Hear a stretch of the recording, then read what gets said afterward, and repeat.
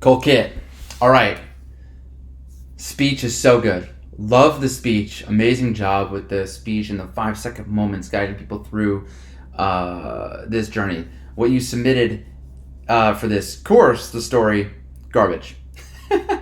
So what I'm gonna offer you is I'm gonna take you into this screen and I'm gonna do something different than I've done with most people. But you really did a great job with that. I'm gonna offer some things. I'm not gonna go on the speech because the speech is different.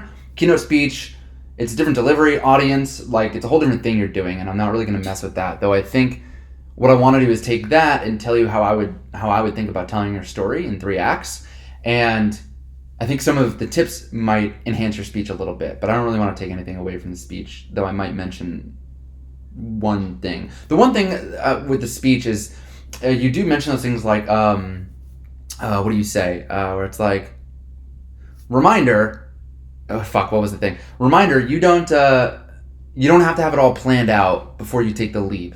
Like if you're driving from Florida to New York and you only need to see in front of your headlights, that's like another theme to address. And I think anytime you have to be like, oh, side note, like to me, it's painful, but I would delete that stuff. If it was my keynote speech, I would delete those little side note things. Yes, important, but you're detracting from the core point. You don't really want to detract from the core point because you do that, and then even this happened to me when, like, I agree with you. You know, you build the net as you fall, or learn to fly as you jump out of the nest, whatever. But it all of a sudden I was like, well, it does help to have the directions from Florida to New York. Sure, I may drive by only seeing what's in front of me, but like I do have a planned out direction. So now it's taking me away from the story and the whole point, just because you wanted to make that little side note. That's why I think you just delete those things, which again I know can hurt because it feels important to say. But I think when you just take out those little extra things, it makes the real core point powerful, and you don't pull people away from what you're really trying to get them to understand. So that's my one piece of advice with the speech. But for the rest of this, if we go into here, here's how I lay this out. So you got Act 1. I love the Uncle John story. I love the way you say it at the beginning and then tie it back. You bookend the speech with this. And I think you can actually use that, like I talked about in the elf example, you can use that as a pattern recognition to start hinting at it and getting people to be like, I think I might know what's happening. Like, oh, she's right there. I hope she sees it. Obviously, you're telling a story and giving a speech, so you're gonna make the point. But you're giving people that little bit of dopamine. Like they might feel like they're ahead of you in the story, and that makes them feel really fucking good. So Uncle John, he has this statement. Now are you going to let these minor hiccups upset you and ruin the entire day, or are you going to choose to find some fun in this moment? It's a beautiful line by Uncle John. Love Uncle John. And so I want to use that throughout the rest of the story. So Act 1, all right, you have this beautiful Uncle John story, then you go into your corporate life. You have a little setup for corporate life, you know, kind of what you did up here. I think you could probably do it shorter. I don't think you need all of this stuff. You can kind of just be like, yeah, like you grow up with this American dream that you're going to climb the corporate ladder, blah, blah, blah, all this stuff. And I was a good girl and I did all that shit. But then you take us this 5-second climax, the bus moment. Amazing job in your speech. I was waiting to see that here and I didn't. And then I read your speech and I saw it. I was like, yeah, that's it. This is perfect. I wouldn't change anything except for, again, my note here.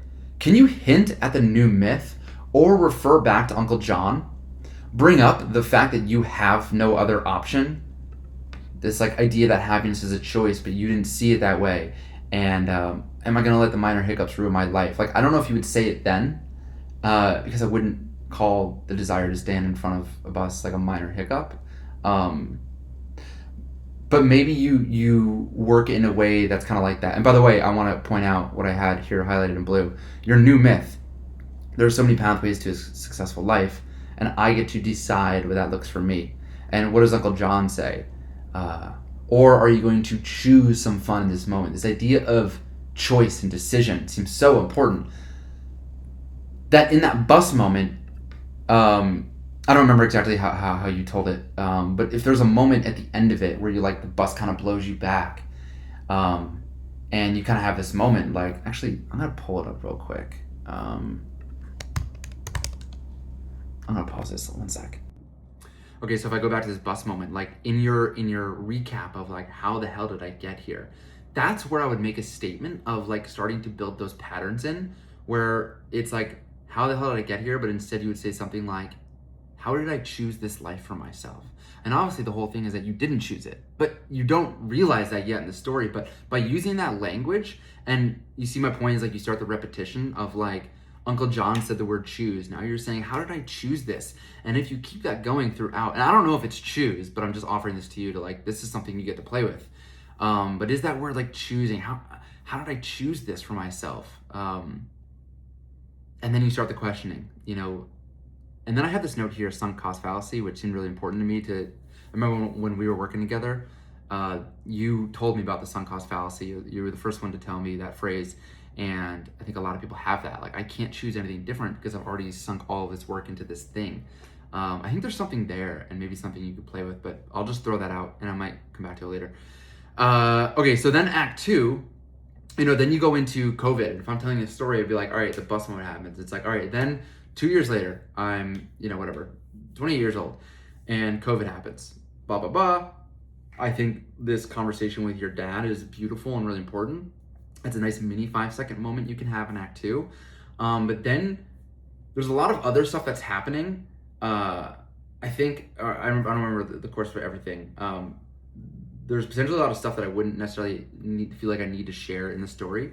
But like, all right, I have this conversation with my dad, and he's like, well, what do you really want? And you're like, I don't know, Dad, I'm gonna figure it out. And then one of the things that I did was hired a life coach to help me figure it out. Right? And so I could skip all this fluff, and I could, not that it's fluff, I don't mean to say that, but maybe a little bit. Maybe I do mean to say that. But then you jump in this life coach moment. And again, I'm not talking about your speech. I'm just saying, like, if I'm telling the story, I would jump to that. Like, my dad said this, and I just had this moment, like, I need to figure this out. So then I hired and then like 6 months later, I hired a life coach. And then this one session changed my life. I don't like prefacing shit like that. I just jump into it. And then I'm on this one call, and she asked my group mate this, what is the impact you want to make in this world? My group mate paused, and I thought about it. Serena followed up with, whatever that answer to that question is, how would it feel to define success by that? And then you say, like, wait, my jaw dropped. Wait, what? You're allowed to do that? This is where I would bring back again the theme of like choosing. Instead of being like, wait, you're allowed to do that, you want to name it for your audience. And if you say choose again, some of the audience will catch on. Not everybody, but unconsciously people recognize patterns, or our brain does, and it's dopamine and all that good stuff. And so you'll be like, wait, I can choose my life for myself. I can choose what success looks like. I don't have to follow this. This is where I would like name the myth, and that was my comment up here, where it's like, if you can name the myth, like, I don't have to follow this new American dream, or I don't have to follow the corporate ladder to success. If you like name that's another pattern you can maybe play with. But my whole thing here is like, really, if we can hit these Act 1, Act 2, Act 3 more directly and remove some of what I might call fluff, all the backstory that doesn't seem necessary. It's like, you could just take us to the life coach moment, and then you take us that moment and have this like big awakening. This is the next climax, this 5-second moment. And then use the pattern of the word choose again, potentially. And then we get to Act 3. In Act 3, the most important thing is like all this other stuff that you were trying and doing, and wellness and all this stuff. Like, to me, I delete that and I go, oh my God, I can choose? Well, you know, something that I've always wanted, but I've been too afraid to admit, is I wanted to be a spin instructor. And I love where you say, like, I don't fit I gave a comment on that in the Word doc, but I don't fit the mold. I don't have the body type of a spin instructor. I don't have abs. Like, you can introduce all of that stuff, all that doubt and fear. But then you're like, no, I get to choose, right? And so we use that word again, choose. I'm choosing to be a spin instructor. And then you don't get it the first time. But are you gonna let a minor hiccup ruin your day or your life or whatever? And you see, I'm trying to use that theme and bring up that theme from Uncle John. If I can do that in every act, Act 1, Act 2, Act 3, and just keep bringing up that theme and hinting at it, am I really gonna let this minor hiccup ruin my day, ruin my life? No, I'm gonna go for the spin instructor a second time, because I fucking love picking out those songs. I fucking loved it. Now I've learned something. I love learning things. I love improving, especially when it's a thing of my choosing. And that's the thing about corporate, is that we are in a life that we don't even get to choose, which is why we hate it so much. But it's not about the work that's so bad. It's about the fact that you never even got to choose the work you want to do. Oh man, I just went off on a rant there. And then you get the job the second time. Success. This is success. Not that I got the job, but I enjoyed fucking going for it. This is choosing happiness. Choice, choose, happiness. But you see how I'm trying to tie all this in?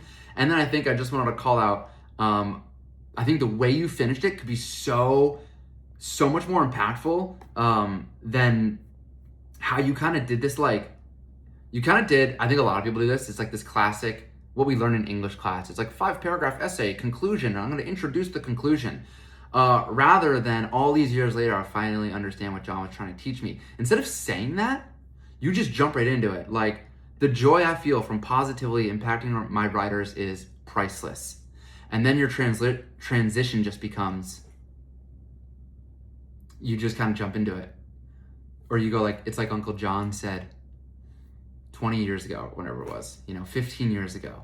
Girls, are you really going to let these minor hiccups upset you and ruin your entire day? Or are you going to choose to find some fun in this moment? And then all of a sudden, all those times you said choose. And all of those times you said minor hiccups.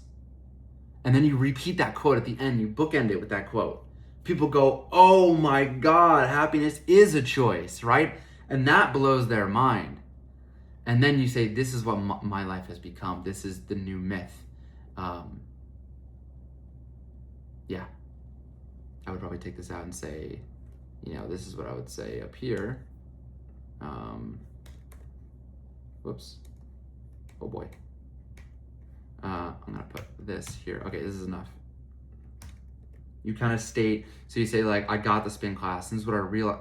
Yeah. Well, whatever. You can play with that if you before or after. But okay, awesome job. I hope this is helpful. Let me know your thoughts.